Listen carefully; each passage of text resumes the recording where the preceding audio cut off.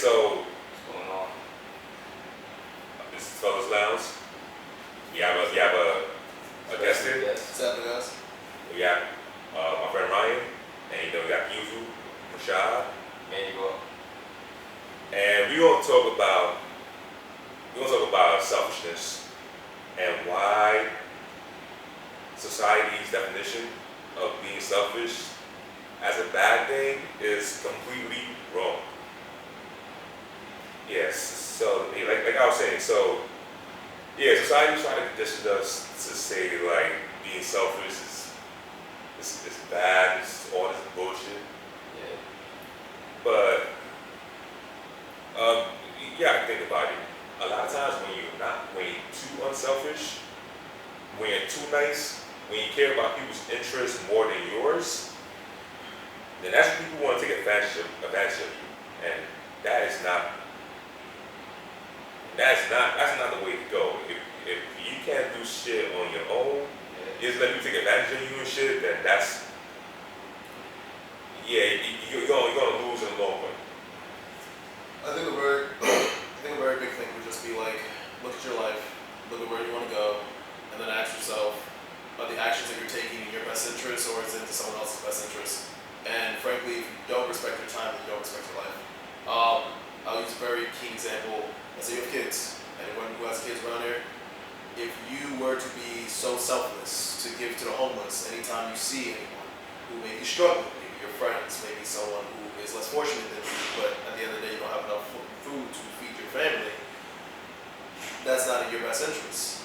Let's say, for example, you have a situation where you don't have all the time in the world, you're working 2 jobs, and you have a girlfriend, or maybe you have other people to take care of, and you spend time going out with the boys because they asked you to, going out to eat because they asked you to, and you never spend time developing relationships that are important to you, that's going to be a sacrifice as well.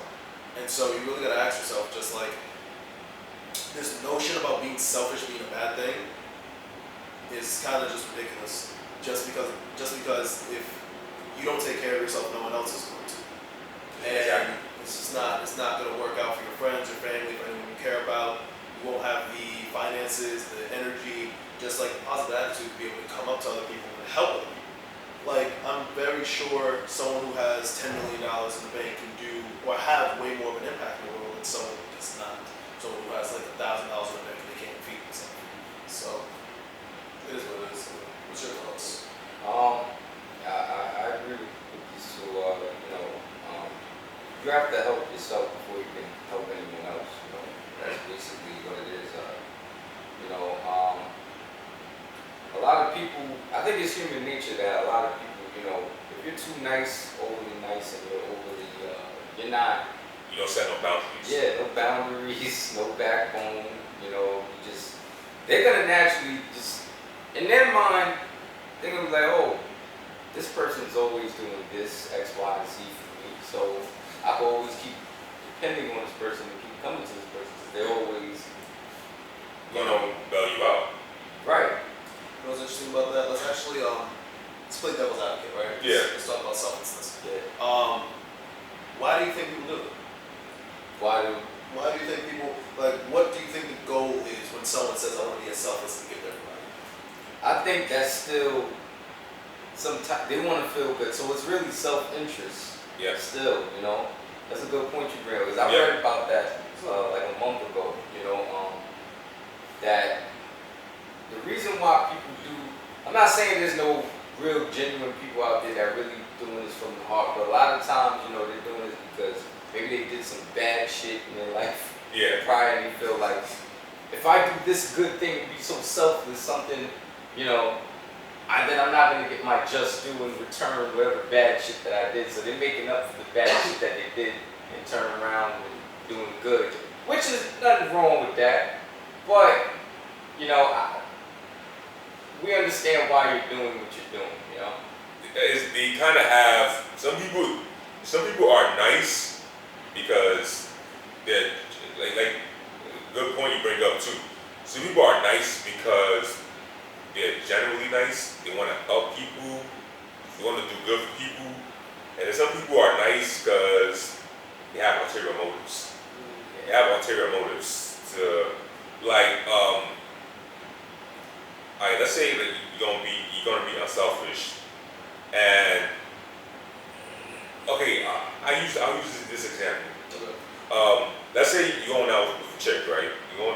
You're on a date with a girl, and you see a homeless man. Now, most people will donate to the homeless man to try to impress that girl that they got it like that, or they're a nice person. So they're not really doing it from the heart. They're doing it more for the exterior. They're doing it more for a show. So yeah, that right there is being nice with an ulterior motive. Sometimes you gotta watch for people that are nice, but they're nice in public. They want to be more nice in public than being nice behind the scenes. And I think the main point is just there's nothing wrong with being selfish at all. It's like the original point or the original definition of selfishness is just the betterment of yourself. Yeah. So, I mean, I don't know where it's really changed to the betterment of yourself at the expense of someone else. I don't know.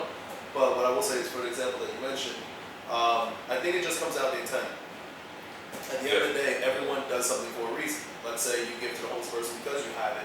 Maybe it's an impressive girl. Maybe because you just do it without anyone knowing. I know like a person that everyone points out to be a very selfless type of guy is Keanu Reeves. I think that's the guy's name. Matrix. Guy from the Matrix. Even him, for example, you can say is selfish because when he decides to help people without anyone else knowing, he does it because it make him feel good, and he does it because he wants to see a certain result. That's just helping someone for their sake. And so at the end of the day, it's just like whenever you do something, there's always a selfish motive behind it, but it doesn't mean there's something wrong with it at all. So I mean, I advocate for people to be more selfish, especially with their time, especially with their energy. Be more picky with how you spend your time. Be more picky with who you spend your time around. Your life is very fucking short, and so you don't owe it to anyone to spend time with them. You don't owe it to anyone to spend your resources on them. You don't owe it to anyone to say yes to them. You can say no. You can be quote unquote greedy with your time. And if you get shamed for that, just know the reason you're being shamed is because that other person isn't getting what's in their best interest, which may be your time, which is selfish on their part regardless. So it just comes down to you have to look out for yourself. And think about this too. All right, so let's say you're nice to, or somebody's friends with you because you're nice to them. Whenever they ask you to do something for them, you always do it for them. So that's why they're friends with you. But like the one time, it's so inconvenient for you to do a favor for them that you can't do it at all. And then they're like, you know what? I can't fuck with you anymore. It's because, sorry to cut you Yeah. off, but that's because you know, that person that kept doing the favors, they spoiled that person.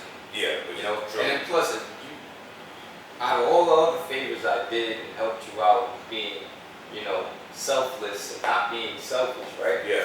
And helping this person out.